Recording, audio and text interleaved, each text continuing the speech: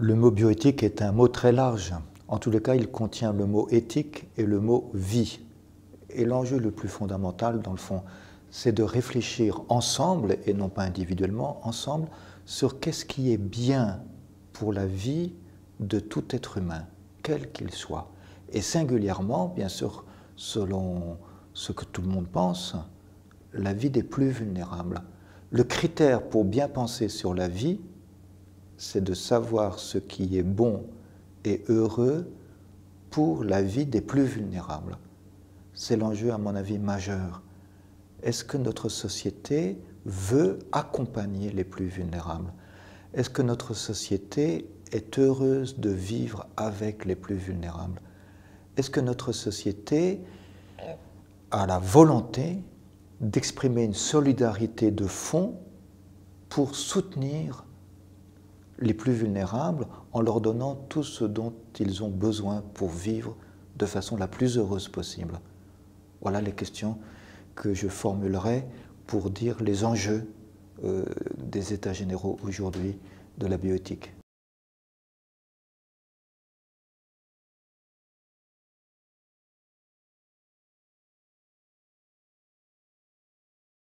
Il me semble qu'il y a une question de fond qui est intéressante et que des catholiques peuvent se poser. Certains d'entre eux ont réfléchi et ont participé aux États généraux de 2011, 2009 à 2011. Ils ont vu la loi du 7 juillet 2011 et ils ont constaté que cette loi était prudente, c'est-à-dire qu'elle n'a pas avalisé des désirs sociétaux. Elle est marquée, cette loi, par des points anthropologiques qui sont des points remarquables. Par exemple, la loi de 2011 a gardé tout ce qui concerne le diagnostic médical pour pouvoir légiférer sur la procréation médicalement assistée. Et ainsi, on voit bien que la loi de 2011 est restée prudente en mettant en avant la question thérapeutique et le diagnostic médical. Peut-être qu'aujourd'hui, des catholiques sont inquiets, avec d'autres citoyens d'ailleurs. Est-ce qu'une révision périodique de la loi de bioéthique, en raison des avancées scientifiques, n'est pas un a priori bienveillant pour toute avancée scientifique et toute avancée technologique? Au point que ce seraient les avancées technologiques et scientifiques qui guideraient la réflexion plutôt qu'une réflexion de raison, c'est-à-dire une réflexion éthique s'appuyant sur des points fondamentaux de la dignité humaine qui guiderait les avancées scientifiques. Et on voit bien que cette réflexion en 2018-2019, suite à la réflexion de 2009 à 2011, est-ce que ce n'est pas dans le fond une réflexion où nous sommes menés par les avancées scientifiques, alors qu'il faudrait que ce soit une réflexion éthique qui mène les avancées scientifiques, quitte à oser prononcer des interdits?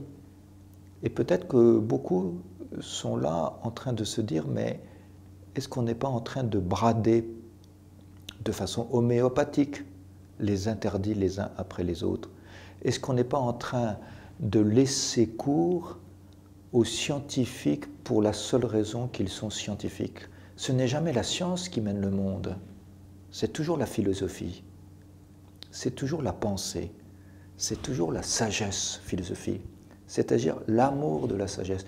Est-ce que les catholiques peuvent se lever pour dire « nous sommes des fervents promoteurs de l'amour de la sagesse dans notre société ». Et si c'est ça, alors ces états généraux de la bioéthique sont une opportunité extraordinaire pour faire droit à la sagesse. Dans le fond, qui voudrait ne pas être sage aujourd'hui dans notre société, que ce soit les législateurs, que ce soit les juristes, que ce soit les gens ordinaires qui sont confrontés à beaucoup de questions face à la souffrance? Peut-être que nous pouvons faire le choix de la sagesse et vis-à-vis de quelqu'un qui souffre, La grande sagesse, c'est de l'écouter et de l'accompagner. Voilà comment nous pouvons promouvoir une société de sagesse aujourd'hui.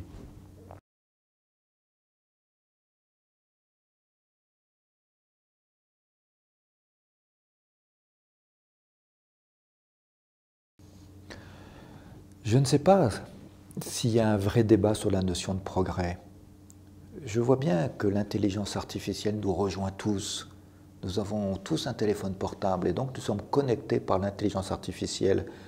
Tout le monde sait ce que nous faisons dans le fond.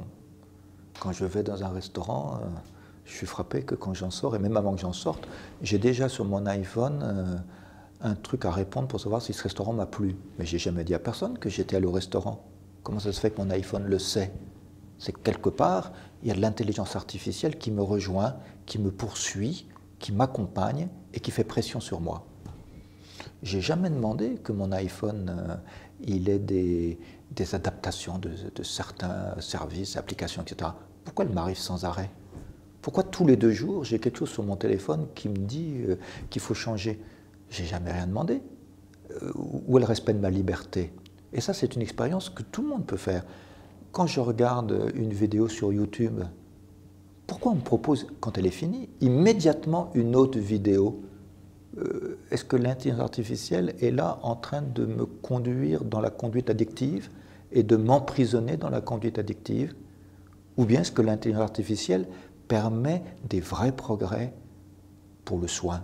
Pareil pour Big Data, mes données personnelles. Je suis allé me faire soigner à l'hôpital ou chez mon médecin traitant. Et voici que ce que j'ai dit, je l'ai vu d'ailleurs, il a tout tapé à la machine, c'est dactylographié, c'est mis sur son ordi, et voilà, c'est rentré dans le big data, voilà, mes données personnelles sont là. Si c'est rentré là-dedans, qu'est-ce que ça veut dire? Est-ce que ça reste personnel? Bien sûr, il faut que ça le reste. Ça reste même confidentiel.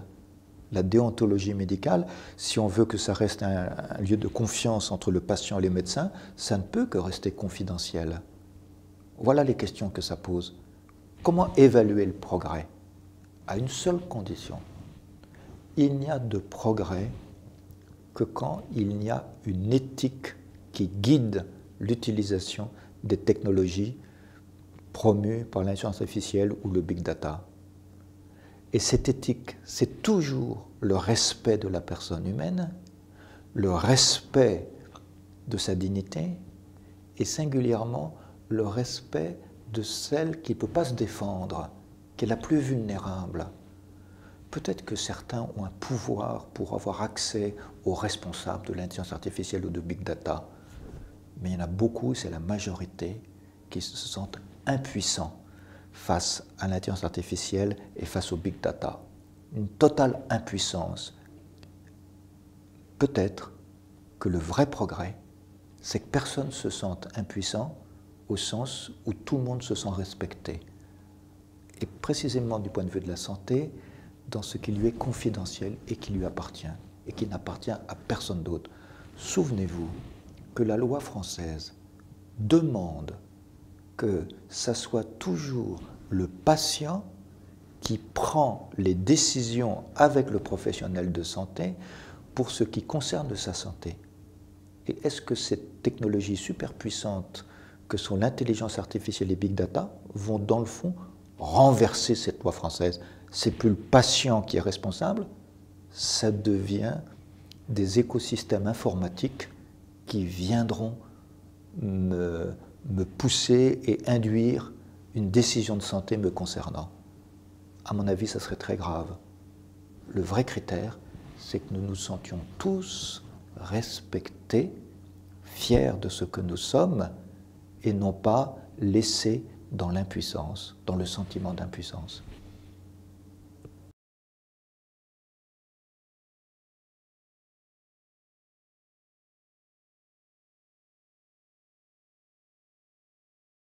Puisqu'il s'agit de la vie, il s'agit donc de la personne humaine elle-même, tout à fait au début de son existence ou à la fin de son existence. Il faut donc le dialogue. C'est nécessaire que nous puissions avancer ensemble en nous écoutant les uns les autres, en écoutant les questions et en avançant vers le respect de la vie humaine. Et ce dialogue demande de l'humilité, de la modestie, notamment pour la thérapie génique. Il est fondamental que nous puissions nous dire les uns aux autres qu'il y a beaucoup de choses que nous ignorons. Nous ne pouvons pas être des apprentis sorciers avec la génétique. Quand on écoute les généticiens, on voit bien qu'il y a beaucoup de variants, comme ils disent, dans nos gènes, mais des variants à signification inconnue.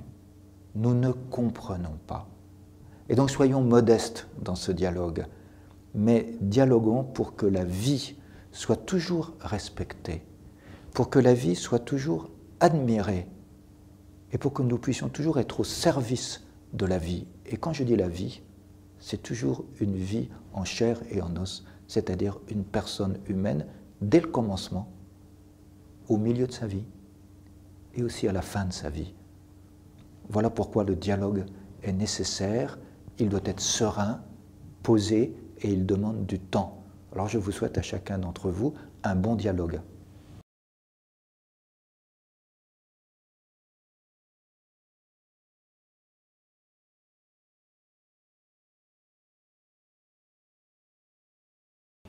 Oui, ces pratiques heurtent au bon sens du terme, de deux manières. D'abord, elles heurtent tout simplement parce que ça ne correspond pas à des visions éthiques, à des visions morales. On sait bien que l'être humain, il est un don gratuit, il naît d'un homme et d'une femme, il ne peut pas être programmé par une technique simplement. Ça ne suffit pas, ce n'est pas le respecter. Il y a quelque chose de gratuit dans le fait d'exister. Et cette gratuité, comment peut-elle être honorée par les techniques? Dans le fond, on peut regarder le problème dans tous les sens. Le don de gamètes, c'est une vraie question. Osons dire que c'est une vraie question. Et posons la question. Regardez bien ceux qui recherchent leur origine biologique. Ils ont raison ou ils ont tort? Pourquoi la recherchent-ils? Il me semble qu'il y a une question fondamentale dans la dissociation chez l'être humain. Est-ce qu'on peut le dissocier? Voilà une vraie question qu'il faut aborder en toute sincérité, en toute modestie, mais il ne faut pas la fuir, il ne faut pas la mettre de côté. Et puis l'assistance au suicide, qu'est-ce que ça veut dire? Celui qui assiste, va-t-il donc se laisser entraîner par quelqu'un qui pense que sa vie ne mérite plus d'être vécue? Ça veut dire qu'il acquiesce au fait qu'il y a des vies qui ne méritent plus d'être vécues. Alors quels sont les critères? Quels seraient les critères pour dire qu'une vie ne mérite plus? Puisque si j'assiste quelqu'un qui veut se suicider, forcément, je donne mon accord. Et est-ce que l'État français peut confier cette tâche à la médecine? Est-ce que c'est un acte médical d'assister au suicide? Il me semble qu'il y a là une question redoutable.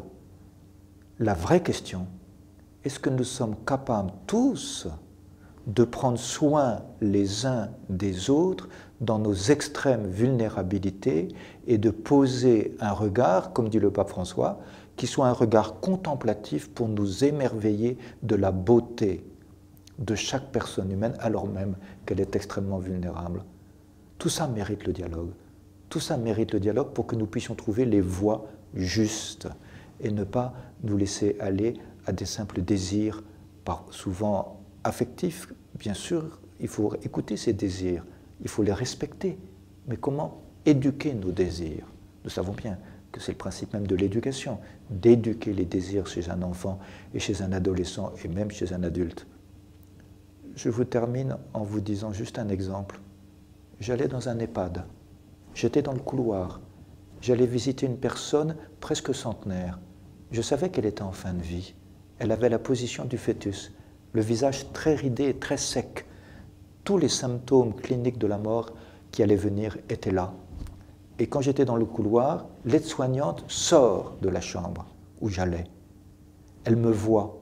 Et au moment où elle ferme la porte de la chambre, elle avance vers moi, j'étais là à 2 mètres, et elle me dit, avec un sourire magnifique, en me parlant de cette personne, cette dame très âgée qui s'approchait de son centenaire, qui était en fin de vie, et j'entends cette aide-soignante me dire « Qu'est-ce qu'elle est belle !»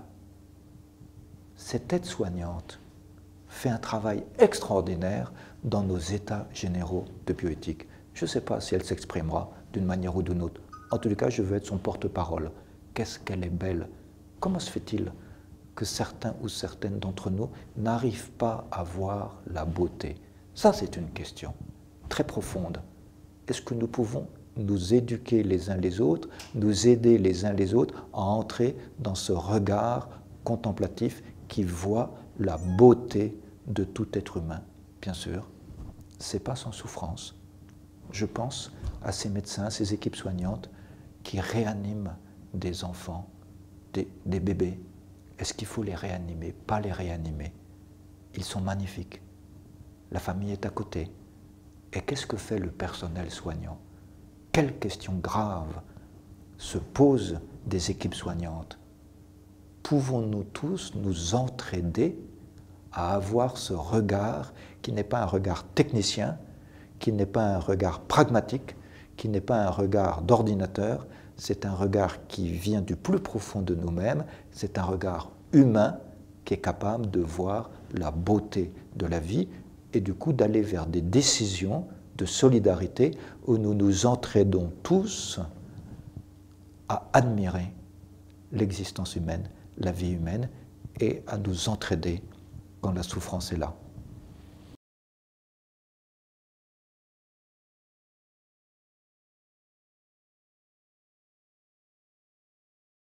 D'abord, en vous informant, il faut que vous essayiez de voir les points de contradiction. S'il y a une contradiction, il faut faire des progrès. Il y a quelque chose qui ne va pas. Nous ne sommes pas faits pour vivre dans la contradiction. Par exemple, je ne peux pas promouvoir un observatoire de prévention au suicide, qui d'ailleurs parle des personnes âgées dépendantes, et en même temps promouvoir l'aide au suicide. C'est contradictoire. Alors, il faut faire un choix. Quel choix allons-nous faire? Par exemple, je ne peux pas promouvoir une réflexion distincte sur les femmes seules et sur les femmes qui vivent en couple homosexuel.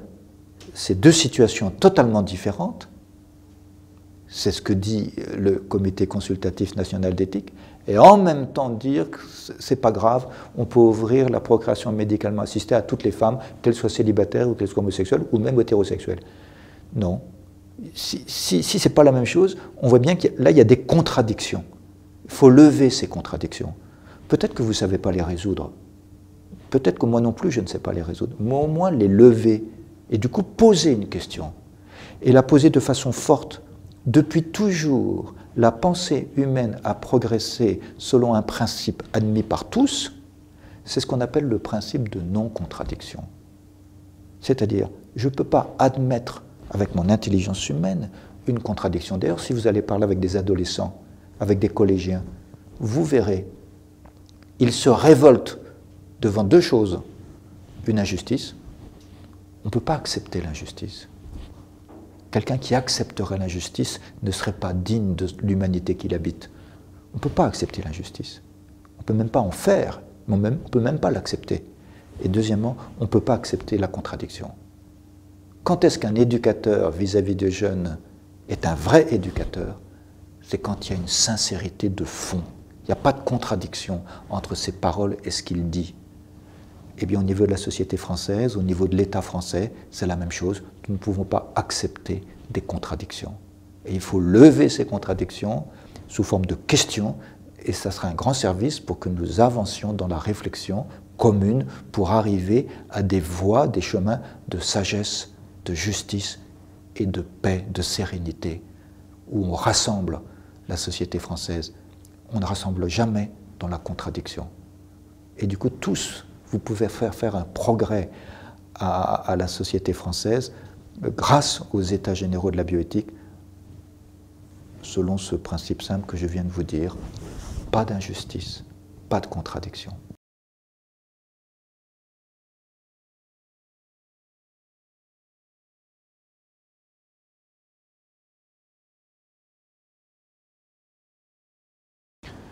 Ces états généraux existent. Ils sont une occasion magnifique d'aller dialoguer. Ils sont une occasion magnifique d'avancer pour mieux comprendre de quoi relèvent certains aspects de ces états généraux du point de vue scientifique, du point de vue juridique. J'invite tout le monde, les catholiques bien sûr, mais tous les citoyens, à ne pas se laisser déposséder par des spécialistes. Pourquoi? Nous sommes tous concernés dans notre vie, dans notre santé, dans ce que nous souffrons, dans ce que nous voulons vivre. Nous sommes tous concernés d'une manière ou d'une autre par un des aspects de ces états généraux de la bioéthique. Et nous sommes concernés de façon directement ou de façon indirecte par quelqu'un de notre famille ou une famille amie, que sais-je. Et il est très important que nous puissions nous former, que nous puissions nous approcher pour essayer de découvrir. Ne disons pas d'emblée « je ne comprends pas, c'est trop compliqué pour moi ». Ça veut dire que les scientifiques parlent entre eux leur langage incompréhensible. Nous, Église, nous voulons vous aider tous à entrer. Nous avons fait des fiches pour cela. Allez les lire. Peut-être vous serez invité à participer à un débat, non pas des États généraux, mais un débat entre nous, entre vous, pour pouvoir réfléchir, pour pouvoir mieux comprendre. Allez à ces débats. Allez écouter des personnes qui sont engagées dans le soin. Allez écouter des personnes qui peut-être enseignent le droit. Allez écouter des personnes qui d'une manière ou d'une autre sont proches de ces situations. Et posez des questions. Informez-vous. Et ainsi, par l'information que vous aurez reçue, vous pourrez faire deux choses. Dire votre témoignage. Votre témoignage, il est très important. Mais un témoignage réfléchi, pas simplement un témoignage revendicateur, ou bien un témoignage qui voudrait absolument imposer aux autres ce qu'ils pensent. Non, un témoignage qui est un témoignage. Voici ce que j'ai vécu et dont je fais relecture, ou voici ce que quelqu'un a vécu. Témoignage. Et deuxièmement, une réflexion. Vous pouvez vous réunir à 3 ou 4, prendre un sujet, prendre une fiche et peut-être réfléchir. Et une fois que vous avez réfléchi, peut-être vous pouvez rédiger ce que j'appellerais votre prise de position. Nous pensons que. Et peut-être vous pouvez le mettre d'une manière ou d'une autre dans cette grande réflexion des États généraux de la bioéthique, peut-être en allant sur le site des États généraux de la bioéthique.